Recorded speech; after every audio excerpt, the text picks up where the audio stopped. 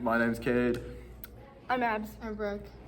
So the video we decided to watch and discuss today is the video that relates to the educational equality of deaf students in the LA school district and the current fight that we see by deaf educators to get an equal level of respect and proper education for those within their deaf programs compared to the hearing counterparts, which are currently being prioritized over the other deaf students.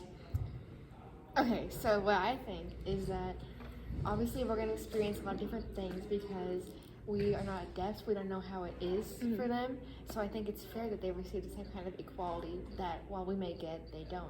It's unfair to see that they get treated differently because they can't hear.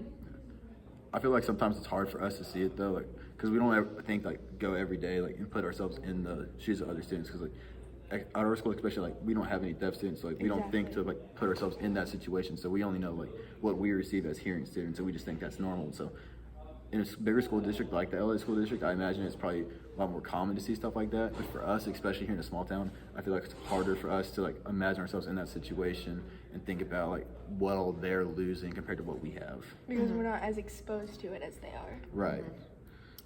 Because like in the video, so like the deaf students, like they actually make up like a large part of the school district, and I thought that was interesting because like you don't think like there are going to be that many people in one little area there, and so I think that's just important. Like show like especially if they make up such a large portion of your school district to They really should have exactly the same rights. yeah.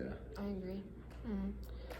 Another part that was interesting was the professors and how they were deprived of the opportunity to put their input in just because they were hard of hearing. Right. Well, it's like, and the teachers especially, 'cause like they're the ones in the classroom, like actually like having to work with the material, give the students all the educational benefits. Like, if they're not receiving any help from the school district itself, then they're going to struggle to be able to teach their kids, which is going to cause a further decline in the rates of equity that we see among them. And it's not going to set up any of their students for jobs in the future. It's only going to further set them back when they already are having to deal with being a deaf in a largely hearing community. So being surrounded by other deaf students, I think like we need to find ways, and like the teachers are trying to do, fight against it so they have the same priorities that the hearing students are getting from the major school district.